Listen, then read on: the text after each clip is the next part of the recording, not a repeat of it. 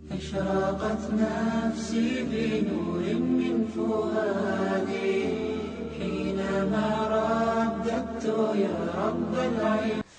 It also shows us that if a person makes many mistakes in his salah, these two sajdas suffice. You do not have to make two sajdas for every mistake in your salah. The Messenger ﷺ only prayed 2 rakats. So he had completed his salah early. He also spoke in the salah. He went and left the musalla and he sat behind and leaned against that wooden object. All of these various issues, 2 sajdas would suffice for many mistakes in your salah. Bi-idhnillahi ta'ala.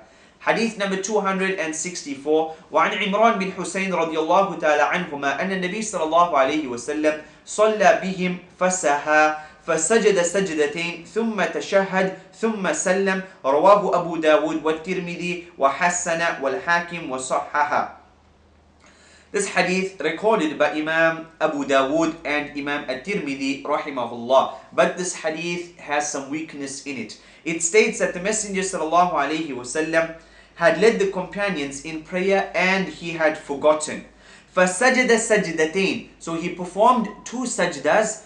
ثُمَّ تَشَهَّدْ. And then he recited at-tashahhud. Then he said at-tahiyyatu lillahi was-salawat. ثُمَّ سَلَّمْ. And then he made the taslim. So in this method, we see that the Messenger sallallahu alaihi wasallam, in between these 2 taslims, he had recited tashahhud. This hadith, as we mentioned, it is da'if, so we do not practice upon it. Imam Muslim rahimahullah, he narrated this exact same hadith in his Sahih Muslim without the wording of tashahhud. And that is similar to the previous narrations that the Messenger sallallahu alaihi wasallam, if he had forgotten, he performed 2 sajdas and then he made the salam, just like the first narration. So the difference between this narration and the first narration in the chapter is the mention of tashahhud. And Imam Abu Dawood, he brings it in his sunan, but this wording of tashahhud is not found in Sahih Muslim. In the same narration, found in Sahih Muslim, it does not mention tashahhud, and that's why many of the scholars with regards to this matter have stated that the dhikr of tashahhud is shadh, it has deficiency in it. Ibn Taymiyyah rahimahullah, he states that the mention of tashahhud has not been recorded in the Quran, nor the Sunnah, nor by ijma, nor even by qiyas, that there is no basis for the mention of this tashahhud. The method of tashahhud, for example, that we had learnt in madrasa here in South Africa, the method of sajdatu sahu was that the Muslim in his final tashahhud position, he would recite everything, he would recite at-tahiyyat. After at-tahiyyat, he would make 1 salam to the right, only 1 salam to the right, go down into 2 sajdas, come back up, repeat at-tahiyyat, Durud Ibrahim, make his dua, and then make salam to the right and salam to the left. As we mentioned, the proofs for this practice have some weakness in it, but if somebody practices upon it, inshaAllah, his sajdatu sahu would be valid. Why? Because we mentioned there is ijma, there is consensus of the scholars on this matter, that whatever type of sajdatu sahu you employ, all of them would be fine and perfect, inshaAllah. The more easier method is the method that we mentioned at the beginning of the class, and that is that you finish your tashahhud position completely, everything. You go down 1 sajda, come up a 2nd sajda, salam to the right, assalamu alaikum to the left, and your salah would be 100% complete. And that is the easiest method for this tashahhud, insha'Allah, for this sajda to sahu, insha'Allah. Hadith number 265.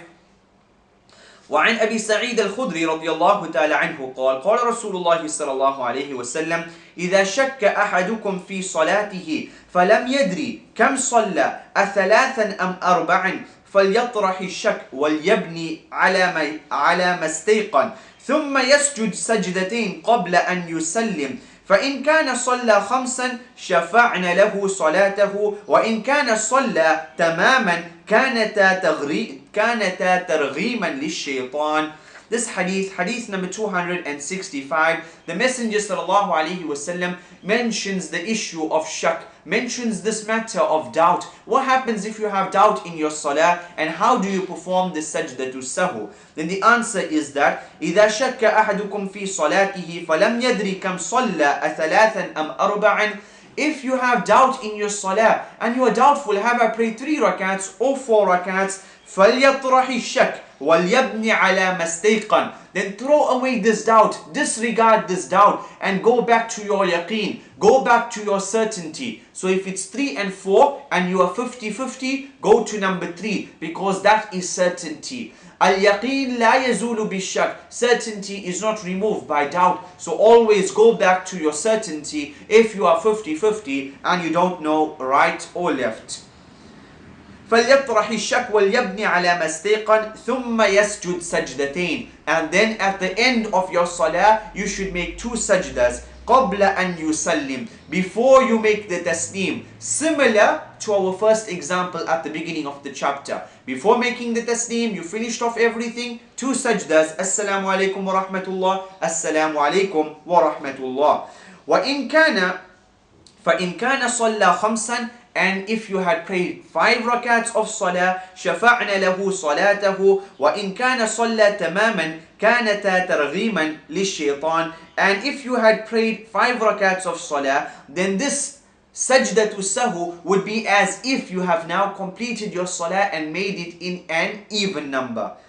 And if in reality you have prayed 4 rakats of salah, then this is to despise and to lower shaitan, that he did not have an effect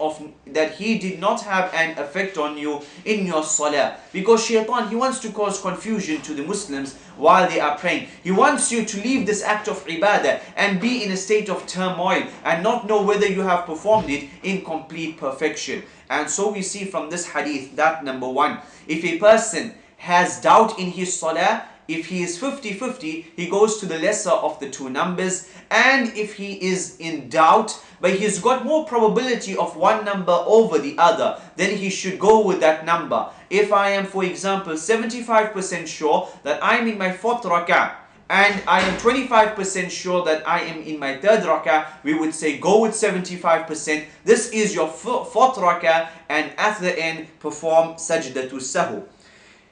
Also, what happens if you are being led by an imam and he goes and he begins reading his 5th rak'ah? Should you follow him in that? You have corrected him, you've said subhanallah, but he continues in the salah. Should you follow him in that and you know 100% that this is his 5th rak'ah? The answer is that you should not follow him. You should make the intention of mufaraqa. You should make the intention that now you are breaking off your salah from him. You are not following him anymore, and you complete your salah in that manner, insha'Allah.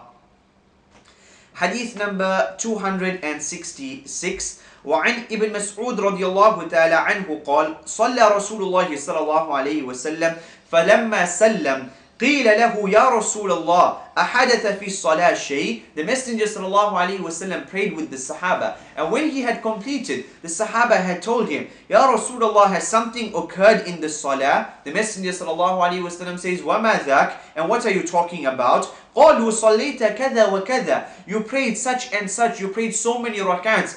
The reality is that in this time, the Messenger sallallahu alaihi wasallam had prayed 5 rakats of prayer. فَثَنَى رِجْلَيْهِ وَاسْتَقْبَلَ الْقِبْلَةِ. The Messenger sallallahu alaihi wasallam turned around and he faced towards the Qibla. فَسَجَدَ سَجْدَتَيْنِ. And he performed 2 sajdas. ثُمَّ سَلَّمْ. And then he made salam to the right and to the left.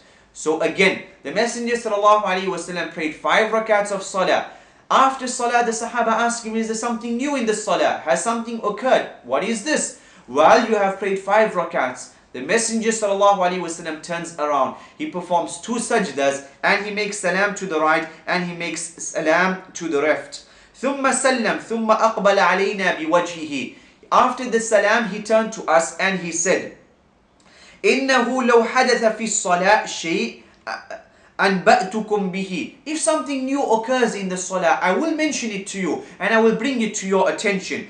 وَلَكِنْ إِنَّمَا أَنَا بَشَرٌ مِثْلُكُمْ. But I am a human being just like you. أَنْسَى كَمَا تَنْسُونَ. I forget just like how you forget. فَإِذَا نَسِيتْ فَذَكِّرُونِي. And if I forget, then remind me. وَإِذَا شَكَّ أَحَدُكُمْ فِي صَلَاتِهِ فَلْيَتَحَرَّ الصَّوَابِ. And if any one of you doubts in his salah, then try to find the sawab, trying to find out what the correct matter is. Then look, if you have more probability of it being 4, more probability of it being 3, then go with that, inshaAllah.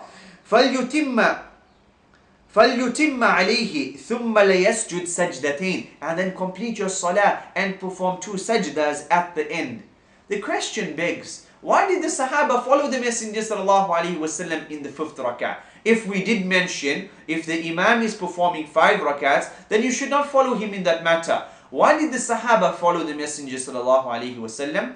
The answer is because that was the zaman of tashri'. That was the age of legislation. Maybe Salatul Asr has now increased. Maybe Salatul Isha has now increased to maybe 6 rak'ats or 5 rak'ats. This change was plausible, and that's why the Sahaba followed the Messenger sallallahu alaihi wasallam in that matter. وفي رواية للبخاري فليتم ثم ليسلم ثم يسجد. He should complete his salah, then he should make the salam, and then he should make sajda, and obviously salam after that. أن النبي صلى الله عليه وسلم سجد سجدتي السهو بعد السلام والكلام.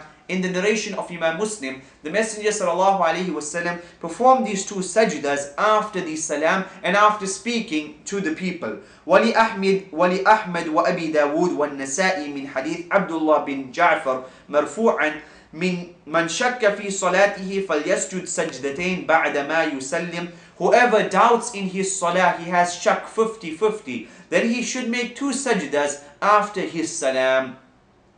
We mentioned this matter that the scholars differ. Should the salam be before? Should the sajdatain be before the salam? Should it always be after the tasneem? And we stated that there is consensus. Whichever method you employ, all of them would be correct. The easiest method is that you complete your salah as normal. You perform 2 sajdas and then you make salam to the right and salam to the left, insha'Allah. Hadith number 268. وعن عمر رضي الله تعالى عنه وعن النبي صلى الله عليه وسلم قال ليس على من خلف الإمام سهو. There is no sajda to sahu upon a person who is praying behind an imam. فإن سهى الإمام فعليه وعلى من خلفه. And if the imam makes a mistake, then there is sajda to sahu upon the imam and upon the people who are praying behind the imam. Allahu musta'an. We had forgotten hadith number 267. وعن مغيرة ابن شعبة رضي الله تعالى عنه أن رسول الله صلى الله عليه وسلم قال إذا شك أحدكم, if any one of you doubts in his salah, فقام في الركعتين, and he stood up after his 2nd rak'ah, he did not sit for the tashahhud position, فليستتم قائما, then he should continue his salah and he should stand. فاستتم قائما فليمضي. So if he had stood up and he had continued his salah, he should not go back into that tashahhud position. He should continue his salah. Like we had seen in the first hadith in this chapter. فَلْيَمْضِي, continue your salah. وَلَا يَعُودْ, and do not return. وَلْيَسْجُدْ سَجْدَتَيْنِ, and perform 2 sajdas. فَإِن لَمْ يَسْتَتِمَّ قَائِمًا فَلْيَجْلِسْ وَلَا سَهُ عَلَيْهِ. And if you did not stand up completely erect, then go back into the tashahhud position. And you complete your salah without any sajda to sahu. This hadith also has some weakness in it, but the meaning is correct. That if you had stood up erect after your 2nd rak'ah, then you continue your salah and you perform sajda to sahu at the end. And if you had risen halfway up and you realize that I've forgotten, go back down and sit. Why? Because you have not began the other pillar of salah, which is the qiyam, the standing in the 3rd rak'ah. You have not reached that level and that stage, so you can go back. Even if you are 3/4 standing, you can go back into the tashahhud position. But if you have risen and if you have stood up erect, then you continue your salah and you would have to perform sajdatu sahu. And if you returned because you had not arisen completely, there is no sajdatu sahu upon you, insha'Allah. Hadith number 268, the second last hadith before we take a short break inshallah. وعن عمر رضي الله تعالى عنه قال قال رسول الله صلى الله عليه وسلم ليس على من خلف الإمام سهو. There is no sajda to sahu upon a person who makes a mistake while he is following the imam. So you are praying in Salatul Jama'ah and you forgot something or you made a mistake. There is no sajda to sahu upon you. You follow the imam in his salah. And the Messenger sallallahu alaihi wasallam states, فَإِنْ سَهَا الْإِمَامِ, and if the imam makes a mistake, then yes, there is sajda to sahu upon the imam and the people who are praying behind this imam. This hadith has some weakness in it, but the meaning is correct. And lastly, hadith number 269. قال النبي صلى الله عليه وسلم لكل سهو سجدتان بعدما يسلم. This hadith, which is da'if, which is weak, the meaning states that there is 2 sajdas for every mistake that you make in your salah. If this hadith was authentic, then we would say you would have to make 2 sajdas for every single mistake. But as we mentioned earlier on, and as we had seen, the Messenger sallallahu alaihi wasallam would make only 2 sajdas, even though he would make many mistakes in his salah. And so we go with that ruling bi'idhnillahi ta'ala, that 2 sajdas would suffice for many mistakes in your salah. Inshallah, we will now take a 5-minute break. Assalamu alaikum wa rahmatullahi wa barakatuh.